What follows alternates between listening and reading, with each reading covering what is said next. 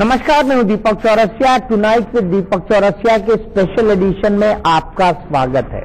नोटबंदी के 50 दिन पूरे हो गए हैं, या ये कहा जाए आज 50वां दिन है तो गलत नहीं होगा। इसमें ग्रे एरिया है। ग्रे एरिया ये है कि प्रधानमंत्री ने 30 दिसंबर तक का वक्त मांगा है और साथ में 50 दिन भी कहा था। क्योंकि 50 दिन कहा है, इसलिए आज से नफा और नुकसान दोनों का कैलकुलेशन स्टार्ट हो जाना चाहिए। ये स्टार्ट हो जाना चाहिए कि नोटबंदी से हमें क्या मिला, हमने क्या खोया, हमने क्या पाया और हम क्या पाने जा रहे हैं, क्या नई चीजें करने जा रहे हैं जिससे परिस्थितियों में परिवर्तन आ जाए। लेकिन 3 मुख्य मकसद थे नोटबंदी के। वो क्या थे, आइए हम आपको बताते हैं। पहला मकसद था काले धन पर रोक लगाना। काले धन के खिलाफ आया था, क्या काले धन पर रोक लगी। दूसरा था, क्या जाली नोटों का नेटवर्क बंद हुआ, ये एक बहुत बड़ा सवाल था। और तीसरी सबसे बड़ी बात थी कि आतंकवाद के लिए फंडिंग खत्म हो जाए। काला धन, आतंकवाद और साथ में फर्जी नोटों का जो नेटवर्क है उसकी बात थी। इसी मुद्दे पर हम बहस करेंगे। हमारे साथ कई सारे खास मेहमान यहाँ पर जुड़े हुए हैं। हमारे साथ बीजेपी के national spokesperson doctor Sambit Patra ji हैं। हमारे साथ पूर्व केंद्रीय मंत्री प्रदीप जैन आदित्य जी हैं, जो कि कांग्रेस का प्रतिनिधित्व करेंगे। इस तरफ से मेरे साथ बिल्डर एसोसिएशन के मनोज गौड़ साहब हैं। मनोज गौड़ जी के अलावा किसान नेता पुष्पेंद्र जी हैं, अश्विनी राणा जी हैं जो कि एक बैंकर हैं, शरद कोहली जी है, इकोनॉमिस्ट वंदना कालरा जी हैं जो कि एक हाउसवाइफ है, और प्रवीण खंडेलवाल जाना माना चेहरा। सभी लोग जानते हैं कि ट्रेड में एक अच्छी पैठ रखते हैं दिल्ली में जितने भी व्यापारी हैं उनके बीच। तो मैं सबसे पहले जानना चाहूंगा, क्या काले धन पर रोक लग गई इन 50 दिनों में? देखिए, स्वाभाविक रूप से मैं हमेशा कहता हूं कि जब काले धन के विषय में प्रधानमंत्री ने बात की या काले धन के खिलाफ जो मुहिम है वो छेड़ा गया, तो ये जो वॉर होता है ऑल और नन फिनोमिना नहीं होता है। ऑल और नन का अर्थ होता है कि या तो आज युद्ध छेड़ा गया है और काले धन की समाप्ति आज ही हो जाएगी, वरना ये युद्ध छेड़ा ही नहीं जाना चाहिए था। देखिए, यहां एक्सपर्ट्स भी बैठे हुए हैं और हिंदुस्तान की राजनीति की क्या परिप्रेक्ष्य रहा है ये हम सब जानते हैं। विगत इतने वर्षों से, जब से हिंदुस्तान आजाद हुआ है, गौर साहब भी बैठे हैं, मैं आपको बताऊं एक बात, यहां हर कोई, अगर किसी घर में कोई फ्लैट खरीदना होता था, हमें किसी को प्रॉपर्टी खरीदना होता था, एक 20 लाख रुपए का चेक लेके जाते थे और झोली में 40 लाख रुपए रख के जाते थे। ये सबको पता था कि ये हो रहा है और सबने आंख बीचे हुए थे। जितने नेता आए देश में सबने आंख मूंदे हुए थे। किसी एक प्रधानमंत्री ने आंख तो खोला, किसी ने कहा ऐसा कैसे हो सकता है। हम सब यहां तंत्र बैठा हुआ है, तंत्र इस प्रकार का गोरख धंधा चला रहा है और फिर भी हम आंख बंद करके बैठे नहीं। उन्होंने एक हिम्मत की कदम उठाई मोदी जी ने और काले धन पे वार शुरू किया। क्या ये वॉर में हम सक्सेसफुल हुए? लार्जली सक्सेसफुल हुए। मैं बताऊं, अगर सक्सेसफुल नहीं होते, सफल नहीं होते, तो ये डिबेट और डिस्कशन ही नहीं होता। तो मैं कहूंगा कि काले धन के खिलाफ जो एक युद्ध मोदी जी ने छेड़ा था वो बिल्कुल सटीक रास्ते में चला है और एक बहुत बड़ी सफलता मिली है। हमने बहस क्यों शुरू की? हमने बहस इसलिए शुरू की क्योंकि खुद प्रधानमंत्री जी ने पहले कहा था कि 50 दिन बाद आप मेरा आकलन करें, आप देखिए कि मैं कहां तक पहुंचा हूं। आइए सबसे पहले सुनते हैं कि प्रधानमंत्री ने अपने, जब वो 8 तारीख को नोटबंदी कर रहे थे, उसके बाद के दिनों में उन्होंने क्या कहा, क्या दावा किया था। सबसे पहले वो देखते हैं। मैंने सिर्फ देश से 50 दिन मांगे हैं, 50 दिन। 30 दिसंबर तक मुझे मौका दीजिए मेरे भाइयों बहनों। अगर 30 दिसंबर के बाद कोई मेरी कमी रह जाए, कोई मेरी गलती निकल जाए, कोई मेरा गलत इरादा निकल जाए, आप जिस चौराहे में मुझे खड़ा करेंगे, मैं खड़ा होकर के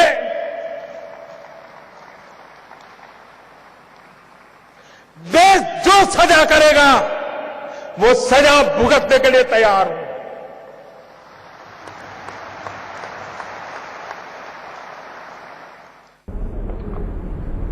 प्रदीप जैन आदित्य साहब, बताइए, प्रधानमंत्री की बात सुन ली, 50 दिन का वक्त उन्होंने मांगा था, 50 दिन की काउंटिंग पूरी हुई है, लेकिन 30 दिसंबर अभी तक नहीं हुए। थोड़ा सा ग्रे एरिया है, लेकिन फिर भी बहस हम शुरू कर सकते हैं। मैं इस बात में नहीं जाना चाहता कि प्रधानमंत्री जी की गणित कमजोर है या इतिहास की जानकारी कमजोर है। बहुत सारे इस तरह की उनके जब हम प्रवचन सुनते हैं तो हमें सुनाई देता है। लेकिन मैं इस बात को जरूर कहूंगा कि एक अच्छी बात थी कि देश में काला धन पर रोक रखना चाहिए, लेकिन नोटबंदी का जितने कमजोर तरीके के प्रबंधन से ये कार्य किया गया, उसने देश को पूरी तरह से बर्बाद कर दिया। प्रदीप जैन जी ने एक बड़ा सवाल उठाया। उन्होंने बड़ा सवाल ये उठाया कि हमारी जो ट्रेडिशनल इकोनॉमी है वो कैश पे डिपेंडेंट है, हम उतने कैशलेस हुए नहीं है। प्रवीण खंडेलवाल जी मेरे साथ हैं। प्रवीण जी, क्या आप मानते हैं व्यापारी एसोसिएशन की तरफ से कि हमारा मोटे तौर पर जो खुदरा व्यापार है, जो छोटे व्यापारी करते हैं, मझले व्यापारी करते हैं, कुछ घर वाले लोग करते हैं, वो कैश पर डिपेंडेंट है और उसको कैशलेस बनाना आसान नहीं है? मेरा सवाल एक जरूर है कि जब जीएसटी बन रहा था और वो उस बात पर कभी भी किसी पार्टी ने ऐतराज उठाया, जीएसटी के अंदर डिजिटल पेमेंट उसका प्री कंडीशन है। अगर आपने डिजिटल पेमेंट में नहीं आए तो आप जीएसटी के अंदर में नहीं आ सकते। तो जब डिजिटल पेमेंट का विरोध वहां पर नहीं हुआ और अगर यहां पर हम लेस कैश की ओर जा रहे हैं, तो ये लेस कैश का जो विरोध है, ये मुझे लगता है कि कहीं ना कहीं इसको हमें समझना होगा। निश्चित रूप से यदि हम सब लोग मिलकर के काम करेंगे, कठिनाइयां बहुत है, इसमें कोई दो राय नहीं है।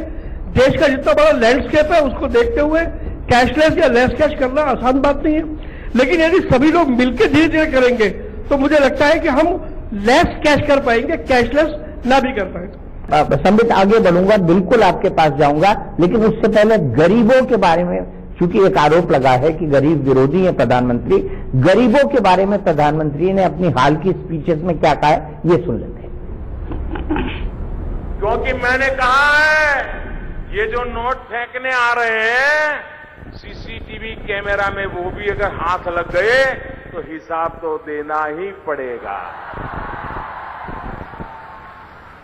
क्योंकि आपने गरीबों से लूट के लाया हुआ है।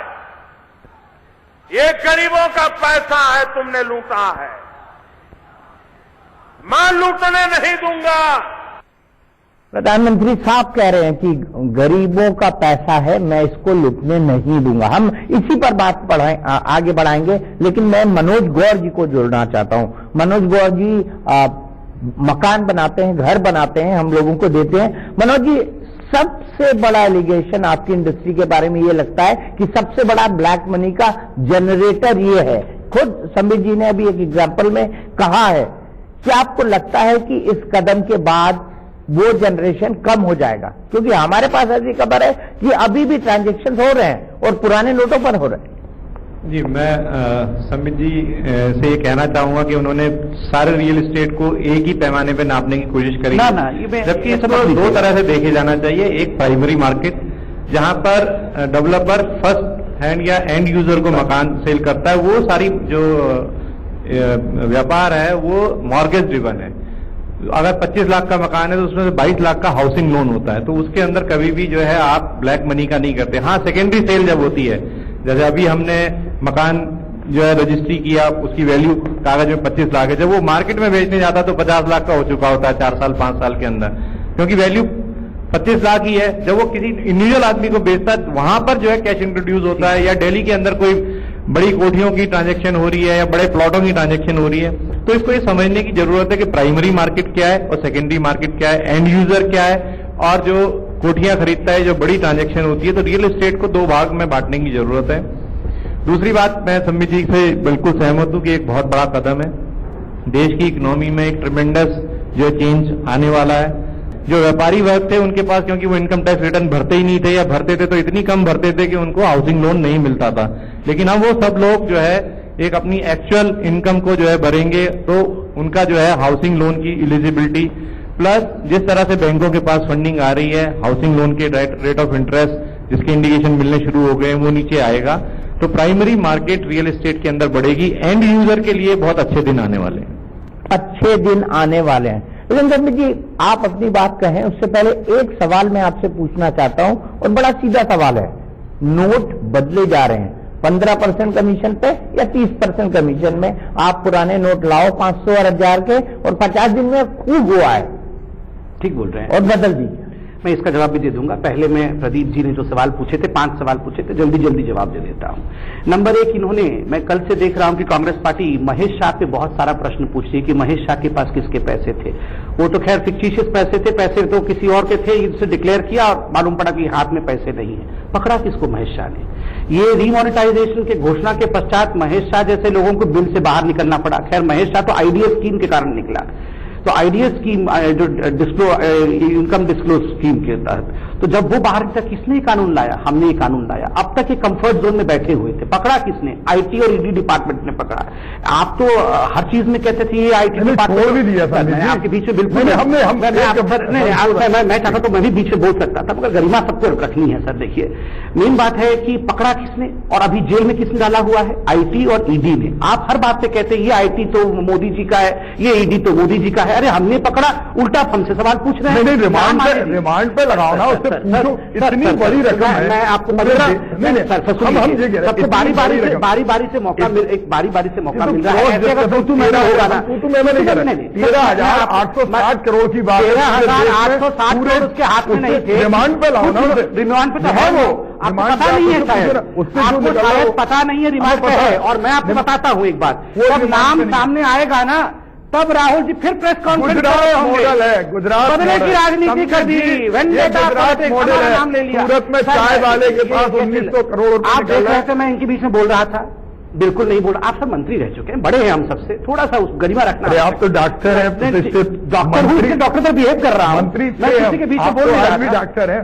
सर, मैं डॉक्टर हूँ, इसलिए मैं डॉक्टर की तरह बिहेव कर रहा हूँ, बहुत भद्र तरीके से, किसी के बीच में नहीं बोल रहा था। आपको सुना, आपका जवाब भी दे रहा हूँ साहब, आपने जो सवाल पूछे हैं। तो महेश शाह जब नाम लेगा तो कृपया करके वो अवार्ड वापसी गैंग को बुला मत लीजिएगा। दूसरी बात, आपने कहा कोई ब्यूरोक्रेट अरेस्ट नहीं हो रहा। अरे परसों ही तो अरेस्ट किया था तमिलनाडु के चीफ सेक्रेटरी को, आज तक आपने किसी चीफ सेक्रेटरी को हाथ तक नहीं लगाया। और वो धन्यवाद किसका कर रहा है? मैं धन्यवाद करता हूं राहुल गांधी और ममता बनर्जी का कि वो मेरे समर्थन में खड़े हैं। कभी नहीं कहा, कभी नहीं कहा। चैलेंज करता हूं, अगर आप चाहते चैलेंज करता हूं उससे, मैं चैलेंज करता हूं ममता बनर्जी और राहुल गांधी। अगर एक किसी आप अगर दीपक जी बैठे हैं किसी चैनल पर हिंदुस्तान की जनता के सामने एक पूर्व मंत्री को चैलेंज करता है संबित पात्रा। अगर उन्होंने राहुल गांधी और ममता बनर्जी का आभार व्यक्त नहीं किया है तो किस बात पे? कि आपने उसका समर्थन दिया। किसका? आप तो किसका ही नहीं जान पा रहे हैं। गूगल आप चलाते हैं दिन भर, आप इस पर दिखा दो। मीडिया चैनल में बैठे हैं, ये निकाल के दिखा देंगे। कल मैं इस पर डिबेट कर चुका हूं और पूरा चैनल ने निकाल के बाइट दिखाया है साहब। हमने प्रेस कॉन्फ्रेंस भी की है उस पर। उन्होंने देखो आपने इतने आरोप लगाए, सुन लीजिए, मेरी बात कंप्लीट होने दीजिए। मैंने आपको चैलेंज दिया है, घर जाके देख लीजिएगा और जनता भी देख लीजिए ना। मोबाइल अभी आपको दिखा दूंगा चैनल के गूगल क्या है, तो चैलेंज दिया हूं, जनता देख रही है और जनता ही आपको उत्तर भी दे देगी थोड़ी देर में। उन्होंने एक तमिलनाडु के चीफ सेक्रेटरी राम मोहन जी के घर में रेड पड़ा, 137 करोड़ रुपीस हार्ड कैश मिला, 177 केजी गोल्ड ब्रिक्स मिले। और उस व्यक्ति को जब पकड़ा गया तो राहुल जी और ममता जी उसके समर्थन में थे, ये कह के कि फेडरलिज्म पे अटैक हो गया है। कल उस व्यक्ति ने प्रेस कॉन्फ्रेंस ये बात नहीं और प्रेस कॉन्फ्रेंस में उस व्यक्ति ने ममता दीदी और राहुल गांधी को धन्यवाद कहा है। हो सकता है आपके पास स्पेशल कोई फोन आया, चैलेंज कर देता हूं हर मीडिया, आप हर जगह चैलेंज करते हैं। आपने पहले भी कहा था कि आरएसएस का नोटिफिकेशन गवर्नमेंट ने नहीं दिया, मैं पूरी तैयारी से आता। असत्य बात को भी सत्य कहने की आपकी आदत है। आप किसी भी चैनल पे हम एक न्यूज चैनल में बैठे हुए हैं, वो दिखा देगी नहीं आई तो मैंने चैलेंज कर दिया। जयललिता आपकी समर्थक, आपको समर्थन दे रही केंद्र में। जब तक आप बताइए, जयललिता आपके प्रधानमंत्री जी की सबसे प्रिय मुख्यमंत्री, के बावजूद भी हमने इलेक्शन उनका अधिकारी कमिश्नर को गुजर गई है हाल में, वो उनको कंट्रोवर्सी से निकाल देते हैं। दूसरी बात, आपने कहा कि गांव में पीओएस मशीनें हर जगह नहीं है, ये ठीक बात है। हर गांव में पीओएस मशीन नहीं है, पहुंचने में समय भी लगेगा। उसके एक पूरा रण भी किया गया है कि पीओएस मशीन कैसे पहुंचे। मगर हम कैशलेस सोसाइटी की बात नहीं कर रहे हैं, हम लेस कैश सोसाइटी की बात कर रहे हैं। आप लेस कैश से कैशलेस की तरफ बढ़िए। अभी लेस कैश सोसाइटी है, लेस कैश होता है तो गांव के लोग कैश में अगर इस्तेमाल करते थे, समय के बाद कैश का भी इस्तेमाल करेंगे। मगर मेरा सिर्फ इतना कहना है कि जो लोग डिजिटल अफोर्ड कर सकते हैं, हम में से भी बहुत सारे ऐसे लोग हैं जो डिजिटल वर्ल्ड में जा सकते हैं मगर जा नहीं रहे हैं क्योंकि हम यूज्ड टू नहीं है, वो हमारा कंफर्ट जोन नहीं है, हमें उसमें जाना है। ऐसे ही तो हिंदुस्तान बदलेगा, और कैसे बदलेगा? और देखिए ये रोज रोज शाम को हमारा 15 लाख कहां है, हमारा 15 लाख, अरे ये वैसा ही है जैसे एक है वो एक बच्चे को अपहरण कर लेता है और फिर आके पुलिस के सामने वो बच्चा खो गया, बच्चा कहां है, अपहरण आप करके ले गए, लूट के आप ले गए, और रोज शाम को अपने 15 लाख लूट के ले गए तो कार्रवाई करो ना। आप रोज ब्लैक मेलिंग की हैबिट बंद करे भाजपा। रॉबर्ट आप करो ना।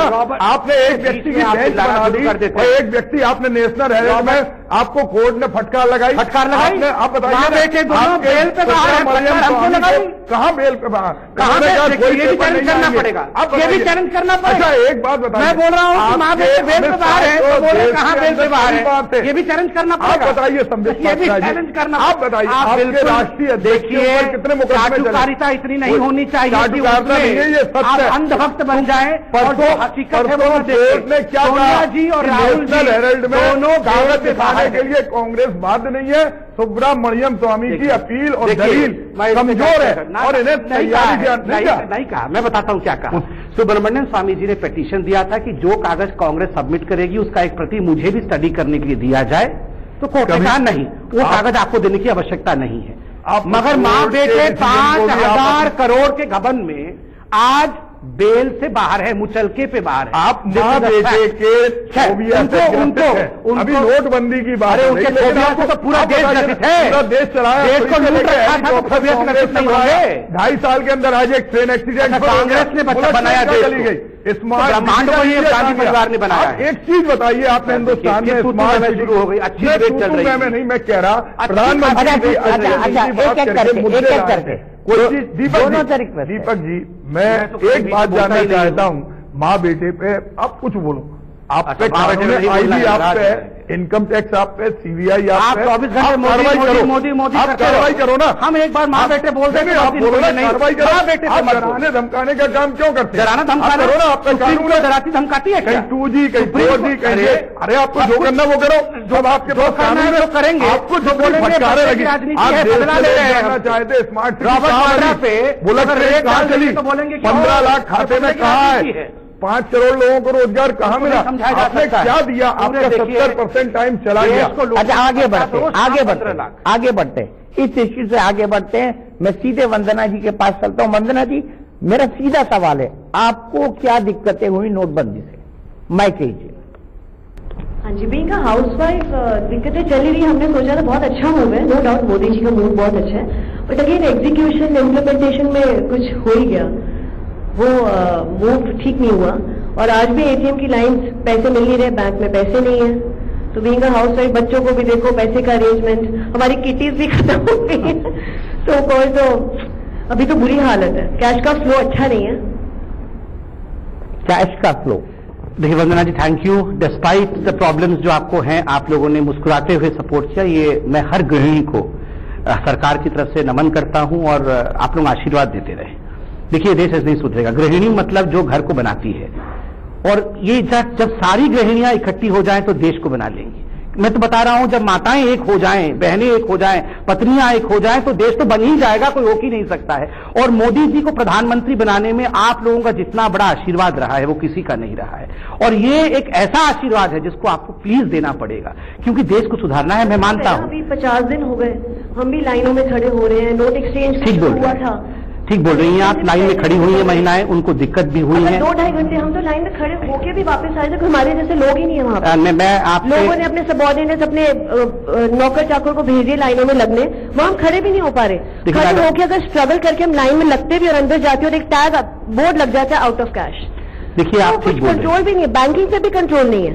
आप ठीक मैनेजर कहाँ पैसा जा रहा है, लिटरली मैंने अपनी आंखों से देखा, बैग भर के पैसे जा रहे हैं। I agree with you. और हम कॉमन पीपल, मैं आपको 2-3 चीज बताऊं कि इसमें बैंकिंग सिस्टम को लेकर कुछ, मैं जनरलाइज बिल्कुल नहीं करना चाहता गौर जी, मैं उस समय भी रियल एस्टेट को जनरलाइज नहीं कर रहा था।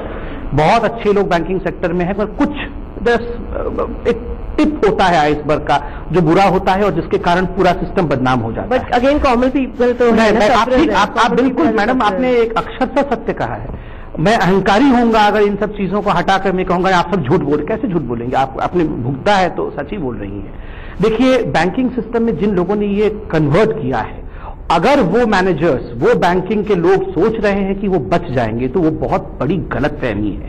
इनफैक्ट इसके कारण जितना एक्सपोज वो हुए हैं, देयर आर सीसीटीवी कैमराज, और प्रधानमंत्री मोदी जी ने अपने एक भाषण में कहा था, मैं पिछले दरवाजे पर कड़ी नजर रखा हुआ हूं, कोई पिछले दरवाजे से जाने, अभी तो शुरुआत नहीं हुई है। बहुत सोच समझकर उन्होंने कहा है कि 50 दिन के बाद देखिएगा बेईमानों का क्या हश्र होता है। जिन बैंक वालों ने आपको परेशान किया है ना, यस, हम कहाँ वो कैटेगरी में आ गए? नहीं, आपको नहीं, वो जो बैंक वालों ने आपको जो इसमें परेशान किया है, पूरी नहीं हो रही। और अब मेड्स और सर्वेंट्स को भी किसी को पैसे देना, हम कैशलेस नहीं चल सकते। नहीं, इसमें मैं इस पे मैं थोड़ा सा मैं इस पे थोड़ा डिफर करूंगा। पैसा ना हो, आई तो फील इनसिक्योर पर्सनली। मैं इस पे थोड़ा डिफर करूंगा। मैं मेड और सर्वेंट्स के बारे में बात की गई। देखिए, जितनी भी पॉलिटिकल पार्टी से प्रदीप भाई भी इस पे सहमत होंगे, और खास करके लेफ्ट जो आज चिल्ला तो रही है, हम मिनिमम वेज के बारे में बात करते रहे कि सबको मिनिमम वेज मिलना चाहिए। अगर मेड है तो उसको 8,000 मिलना चाहिए, अगर सर्वेंट है तो उसको 8,000 मिलना चाहिए, अगर ये काम करता है तो उसको मिनिमम वेज मिलना चाहिए। मगर कॉन्ट्रैक्टर्स लेके आते थे 8,000 के बदले 4,500, 5,000 देते थे, 3,000 पॉकेट करते थे। आज अगर हम कैश को छोड़ के उनका अकाउंट खुलेगा, डिजिटल पेमेंट होगा, तो आप वहां ठग नहीं सकते। सबसे बड़ा उदाहरण अमूल का और जो टी प्लांटेशन असम और बंगाल में है, आप देखिए 10.5 लाख अकाउंट खुल गया एक महीने के अंदर, 10.5 लाख अकाउंट खुल गया। और सारे जो लेबरर्स थे जिनके पैसे पहले टी प्लांटेशन कॉन्ट्रैक्टर्स मारते थे, वो सब अब बाध्यतम उनके अकाउंट में जा रहा है। देखिए, हम दो चीज नहीं कह सकते, केवल गरीबों का हक हो, ये भाषण तो देते रहे और उनके हक के लिए कुछ न करें। अच्छा, यूआईडी किसने बनाया था? आधार कार्ड कौन लाया? ब्रह्मांड का आप लोगों ने आप पूरा आभार व्यक्त करिए आप कि कांग्रेस यूआईडी लाई। प्रभु, गांधी परिवार ने ब्रह्मांड बनाया, मैं गांधी परिवार का आभार व्यक्त करता हूँ। ब्रह्मांड का ये सूर्य चंद्र कुछ नहीं होते, गांधी परिवार नहीं कोई दिक्कत नहीं। मैं मान चलिए, तो टुनाइट विद दीपक चौरसिया के स्पेशल एडिशन में वक्त है एक ब्रेक का। चलते मैं जानना चाहता हूं आप लोगों से, मेरा सवाल यह है कि क्या आपको लगता है कि बैंकिंग सिस्टम ने मोदी जी के इस अभियान को बहुत हद तक नुकसान पहुंचाया है? कौन बोलना चाहता है, बताइए। इस बैंकिंग सिस्टम में नुकसान पहुंचा? चौरसिया जी, मैं एक छोटी सी शब्द मैं आदरणीय संबित पात्रा जी से पूछना चाहता हूं। मैं एक आम नागरिक होने के नाते पूछना चाहता हूं। सारी राजनीतिक पार्टियां ये तो निश्चित तौर पर कहती रहती हैं कि कालाधन समाप्त होना चाहिए, कालाधन समाप्त होना चाहिए। मैं आज आपको इस मंच के माध्यम से पूछना चाहता हूं, क्या आप ये गंगा मैया की सौगंध खाकर कह सकते हैं कि 2014 का चुनाव आपने काले धन से नहीं लड़ा, उसमें काले धन का बिल्कुल भी इस्तेमाल नहीं किया? सिर्फ एक प्रश्न, सब उत्तर देता हूं। देखिए, 2014 का चुनाव कैसे लड़ा गया, उसमें कितना पैसा खर्च हुआ। इलेक्शन कमीशन भी गंगा मैया की तरह ही है, क्योंकि वो एक ऑटोनोमस बॉडी है और हमारे कॉन्स्टिट्यूशन में उसको गंगा मैया का दर्जा प्राप्त है। और ये कहा गया है कि जितने भी पॉलिटिकल पार्टी चुनाव लड़ेंगे, गंगा मैया की वैतरणी में जाके उनको अपना चुनावी खाता बहाना पड़ेगा। और अगर गंगा मैया, इलेक्शन कमीशन खुश होगी कि ठीक है भैया खाता भाई ठीक है, तभी जाके वो पारित कर दी, वरना वो रद्द कर देगी। तो हमने भी अपना खाता जाके इलेक्शन कमीशन रूपी गंगा मैया को दिया था, उन्होंने उसे जांच किया है। मगर फिर भी ये जितना भी मैं समझाऊं, लोगों के मन में ये संशय रहेगा और रहना भी चाहिए, क्योंकि पॉलिटिकल पार्टी, नेता, बिजनेसमैन, ब्यूरोक्रेट्स, इनका जो सिंडिकेट, करप्ट सिंडिकेट रहा था, वो टूटना आवश्यक है। आप बताइए, मोदी जी ने ये कुठाराघात किया कि नहीं? 2014 में क्या था, 13 में क्या था? बुरा था, आपके मन में है, मैं उसको उस पर क्वेश्चन नहीं उठा रहा हूं। उसको तोड़ना जरूरी था कि नहीं? अब टूट रहा है कि नहीं? नहीं, आपने उस सवाल का जवाब नहीं दिया कि आपने काले धन, एक मिनट, आपने काले धन का इस्तेमाल किया कि नहीं? मैंने जवाब दे दिया। मैंने कहा ना, खाता लेकर तो हम गए थे गंगा मैया। खाता किसी को पता नहीं है ना खाता वेबसाइट पे ना। जब रिप्रेजेंटेशन ऑफ पीपल्स एक्ट 1951 के अंतर्गत जो भी खाता कोई भी पॉलिटिकल पार्टी इलेक्शन कमीशन को सबमिट करेगी, इलेक्शन कमीशन उसे बाध्यतम अपने वेबसाइट पर फोकस करेगा, उसे अपलोड करेगा। सब खाते हमारे वेबसाइट पे इलेक्शन कमीशन के मौजूद हैं। इलेक्शन कमीशन और इनकम टैक्स डिपार्टमेंट इसको स्क्रूटिनाइज करती है बकायदा, उसके बाद डालती है वेबसाइट। आप देखिए, आम आदमी पार्टी ने गड़बड़ी की थी तो इलेक्शन कमीशन और इनकम टैक्स ने भी उनको चिट्ठी दी, उन्होंने कहा हमसे गलती हो गई, हम एक रिन्यू करके 12 और 13 में चुनाव आयोग पे सवाल उठाते रहे कि चुनाव आयोग कठपुतली है। जैसे सीबीआई पे कोर्ट ने तल्ख टिप्पणी की थी, आज वो आदमी एक सीधी बात पूछ रहा है कि गंगा माई को आप सबसे बड़ा मानते हैं। सर, आप तो करप्शन के गंगा, आप तो करप्शन के गंगा, आप हम गड्ढे में गुड़े हैं, हम आप बताइए सहारा डायरी पे आप नहीं बोलते हैं? बता देता हूँ, आप नहीं बोलते बिरला, आप ऑब्जर्वेशन में।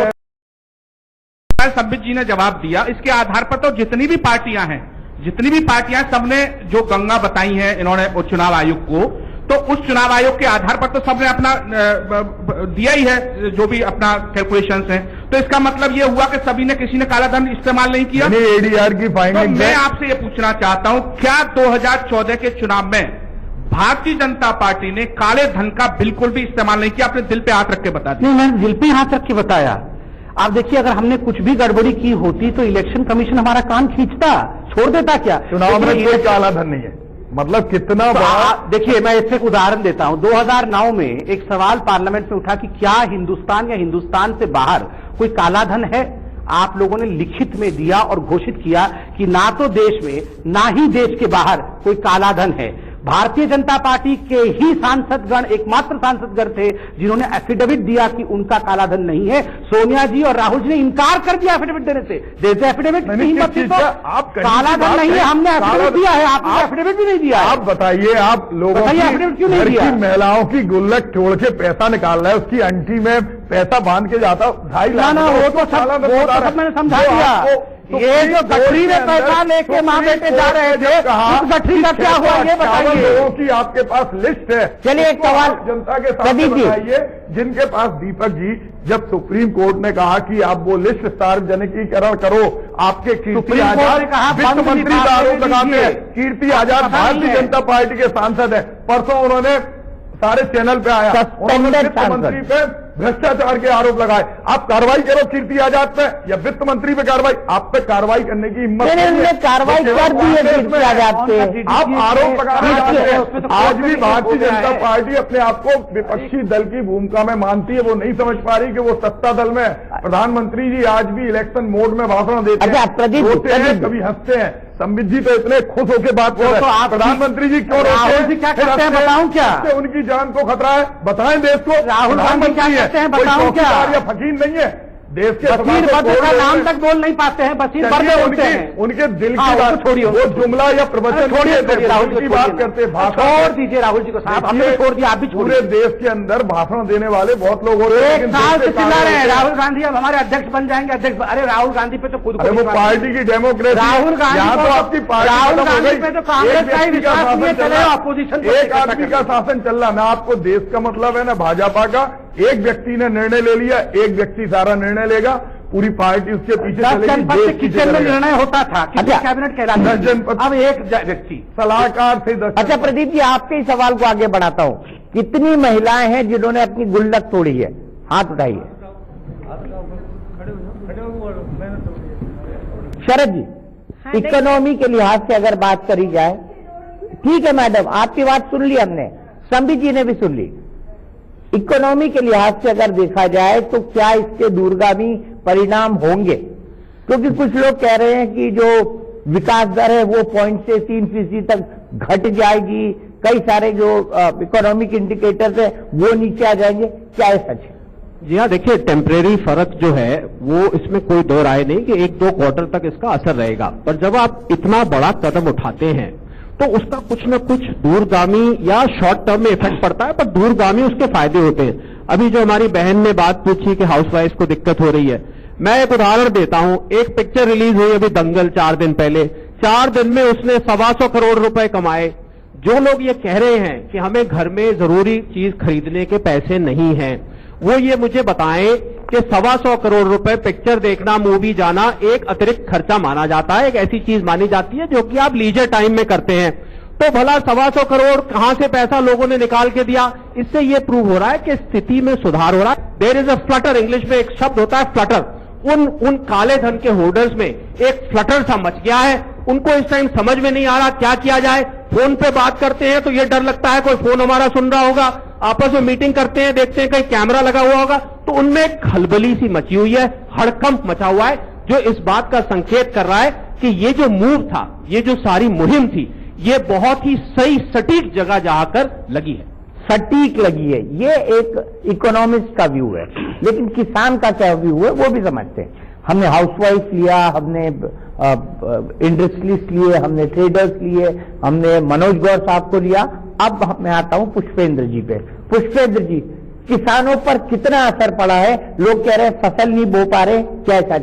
लेकिन नोटबंदी उस वक्त की गई जिस वक्त धान की फसल तैयार थी, धान की फसल पिट गई, सारा सब्जी किसान आज की तारीख में त्राहिमाम है, और आगे जो फसल आ रही है, जो गेहूं की फसल है, उसको भी कम खाद में, पुराने बीज में बोने के लिए किसान जो है मजबूर हुआ, और उसके बावजूद ये अब 10% जो इंपोर्ट ड्यूटी लगी हुई थी गेहूं के ऊपर वो भी हटा दी, ताकि सस्ता गेहूं बाहर से आए और किसान के ऊपर दोहरी मार लगे।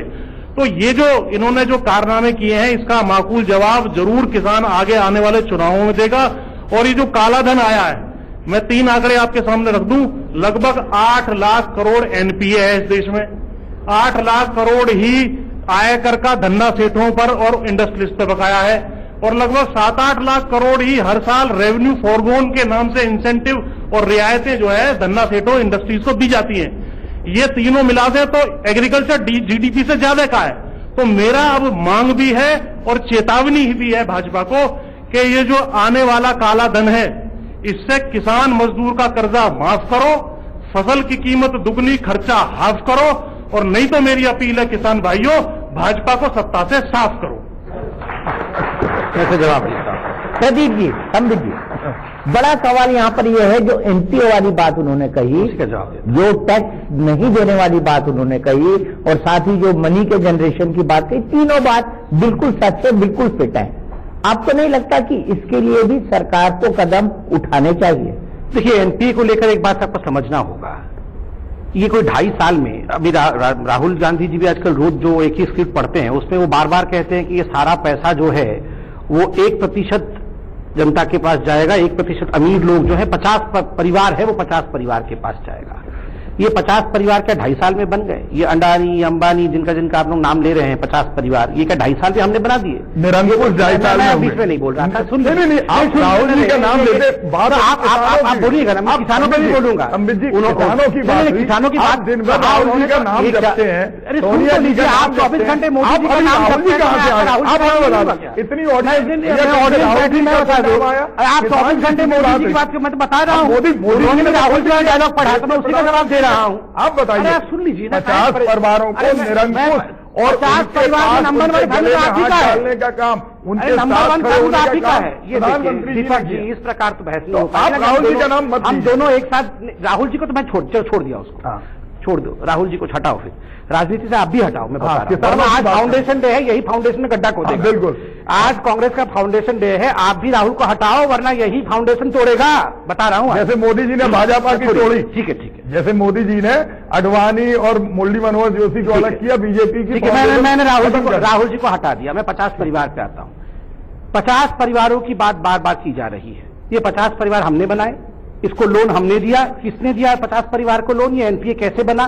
35 लाख करोड़ का लोन साहब आपने यूपीए की टर्म में, और मैं याद दिलाऊं 2013 में हिंदुस्तान की संसद में खड़े होकर the great economist prime minister Manmohan Singh ji ने क्या कहा था विजय माल्या जी के लिए? उन्होंने कहा था, मेरे कहने पर, प्रधानमंत्री के कहने पर इनका जो अकाउंट फ्रीज हो गया उसको डिफ्रीज कर दीजिए, और 13,000 करोड़ रुपए का इनको मेरे कहने पर, प्राइम मिनिस्टर के कहने पर लोन दे दीजिए। भैया आप तो उस दिन लोन दे रहे थे और आज हमको आंख दिखा रहे हैं। रिकवरी किसने किया? रिकवरी हम कर रहे हैं। 35 लाख करोड़ का लोन आपने दिया, उल्टा चोर कोतवाल को डांटे। सारा लोन आप देंगे, रिकवरी हम करेंगे, और उल्टा 50 फैमिली में नंबर 1 फैमिली कौन है? 35 लाख करोड़ का, 35 लाख राहुल को हटा दिया है, राहुल को हटा दिया है। मतलब फिगर, सब लोग भैया पढ़े लिखे लोग हैं, राहुल को हटा दिया है। लाख करोड़ राहुल को हटा दिया है। बजट से राहुल 3 गुना कोई भी फिगर बोल रहे हैं आप? राहुल को हटा दिया है। बिंदिया तो देखो, 35 लाख करोड़ विजय माल्या को लोन दिया कांग्रेस के साथ। 35 लाख करोड़, 1.7 लाख करोड़। आप बताइए, आप बताइए, 35 लाख करोड़ विजय माल्या को 3.5 लाख करोड़, 3.5 लाख करोड़ दिया। आपने 3.5 लाख भगाने का काम नहीं किया। जब वो काम कर रहा था तो हमने उसको खड़ा करने का, भगाने का काम तो आपने किया। विजय माल्या जो को लोन गया है वो एक दिन में नहीं गया है, उनका पूरे कई सालों का बना हुआ साल में इन्होंने दिया है। 2009 से शुरू हुआ था, भगाया तो आपने, 2009 से तो खड़ा करने का काम किया। किसने रिकवरी कैसे बोलूं, ये बीच में बोलते रहेंगे।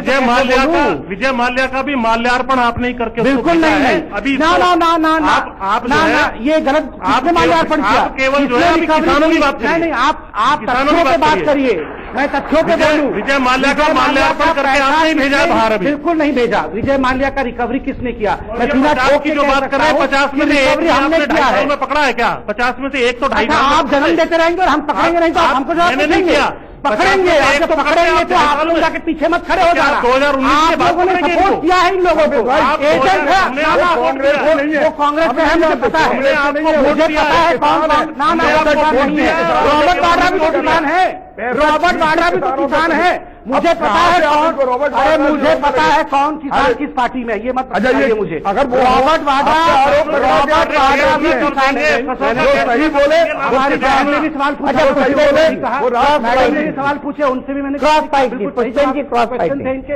मगर आप राजनीति करेंगे तो मैं राजनीतिक रूप से ही जवाब दूंगा। आपने किसानों के विषय में सवाल नहीं, आप बोल रहे हैं कि हम आप किसान बनते बनते विजय माल्या तक कहां चले गए, और आप बोलते हैं आप किसान नेता हैं।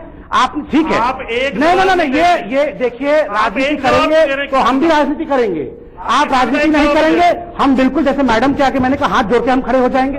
आप सच्चे होंगे, हम सच्चे होंगे, आप झूठे होंगे, हम जवाब देंगे। नंबर 1 कि आपने बात की किसानों की, पुष्पेंद्र जी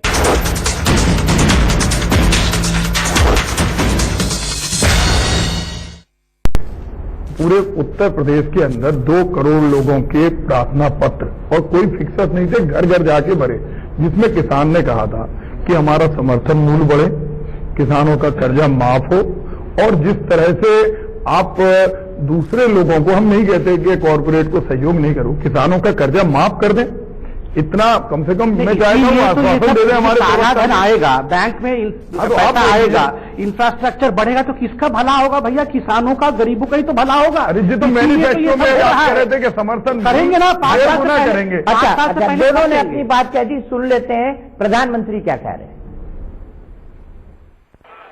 इन्होंने क्या किया? नोटें छापते रहो, छापते रहो, नोटें छापते रहो। इतनी नोटें छपती थी, आपके घर में कोई बंडल आया था क्या भाई? आपके घर में कोई बंडल आया था क्या? तो बंडल के बंडल कहां जाते थे? नोटें छप रही थी, महंगाई बढ़ रही थी, और नोटों के बंडल कहीं छिप जाते थे। मैं अभी पीछे लगाऊं, निकालो।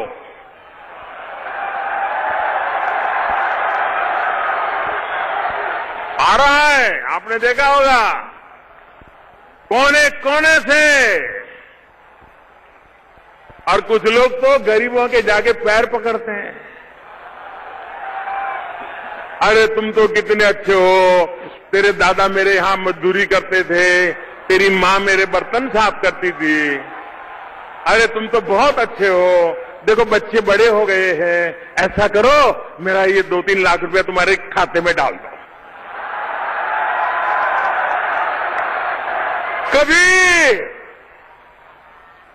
कभी किसी अमीर को गरीब के पैर पकड़ते देखा था? भाइयों बहनों, आज जिन बेईमान लोगों ने पैसा जमा किया है, वो गरीबों के घर में भी कतार लगा के खड़े हैं। बैंक में कतार लगाने की उनकी ताकत नहीं है, बैंक के बाहर तो वो कतार लगाता है जिसमें ईमानदारी का माजा होता है। तो प्रधानमंत्री कह रहे थे कि कितने नोट छपे। अश्विनी राणा साहब हमारे साथ हैं। राणा साहब, आप बैंकिंग के एक्सपर्ट हैं, कर्मचारियों के उससे डील करते हैं, यूनियन से, आपको क्या लगता है बैंकों के अंदर स्थिति सामान्य होने में आपके हिसाब से कितने दिन लगेंगे? देखिए, जो स्थिति 10 तारीख को थी, उससे आज में बहुत परिवर्तन आया। पहले बैंक कर्मचारियों ने 24 घंटे काम किया, 20 घंटे, 18 घंटे, 12 घंटे, आज भी 10 घंटे काम कर रहे हैं। और ईमानदारी के साथ 99.9% बैंक कर्मचारियों ने काम किया। नहीं, थोड़ा कम कर दीजिए, बहुत बेईमान भी थे कुछ लोग जो थे। नहीं, हमें कष्ट यही है, कि उन लोगों के कारण, जैसे संदीप पात्रा जी कह रहे थे कि मैं जनरलाइज नहीं कर रहा, हम भी यही कहते हैं कि आप बैंक कर्मचारियों को जनरलाइज मत कीजिए, क्योंकि हमारी इस भावना को बहुत ठेस पहुंची है कि लोगों ने बीमारी में छुट्टी कैंसिल हो जाने के बाद इतना काम करने का सिस्टम नहीं था बैंक में, इंफ्रास्ट्रक्चर नहीं था, और दोष किसका था? रिजर्व बैंक का। यानी अगर रिजर्व बैंक ने पूरा कैश दिया होता तो आज भी बैंक कर्मचारी 48 घंटे काम करके जनता को पैसा देने के लिए तैयार है। 24 छुट्टियां कैंसिल हो गई हमारी, रात भर भी लोगों ने काम किया, लेकिन उसके बाद अगर ये इनाम मिले तो ये कम से कम अच्छा नहीं है। कंक्लूडिंग कमेंट, क्या 50 दिन बाद अच्छे दिन आ जाएंगे? हो गए 50 दिन। देखिए 50 दिन के बाद अच्छे दिन जरूर आएंगे और ये प्रोसेस शुरू हुआ है। देखिए प्लीज, मैं एक बहुत गंभीरता के साथ, अब कोई लड़ाई नहीं हो गया, लड़ाई हमने लड़ ली। देखिए हर चीज को अगर हम संशय की दृष्टि से देखेंगे, इसमें तो यहां जितने भी लोग बैठे हैं जो तकलीफ भी सह के आए हैं वह भी मान रहे हैं, क्योंकि मैडम जी भी मान रही थी कि प्रधानमंत्री का इंटेंशन में हमें कोई शक नहीं है। His intention is to correct the system. उनके इंटेंशन में किसी प्रकार की कोई खामी नहीं है। अब इंटेंशन नेक है, देश को बदलना है। अगर आप और हम नहीं साथ देंगे तो आप बताइए कौन साथ देगा? हाँ, हमें तकलीफ हुई, थोड़ा तकलीफ हमने सहा। अगर हिंदुस्तान को हमेशा के लिए बदल देना है तो थोड़ा तपस्या तो करना पड़ेगा। इसी उम्मीद पर कि जो हो रहा है वो भी अच्छा है और जो होगा वो भी अच्छा होगा, हम यही प्रोग्राम को समाप्त करते हैं। वक्त हमारे पास इतना ही है, लेकिन एक बात साफ है कि उम्मीद पर दुनिया कायम है और उम्मीद पर भी सब कुछ टिका हुआ है। उम्मीद पर ही देश का आने वाला कल टिका हुआ है। टुनाइट विद दीपक चौरसिया के स्पेशल एडिशन में आज के लिए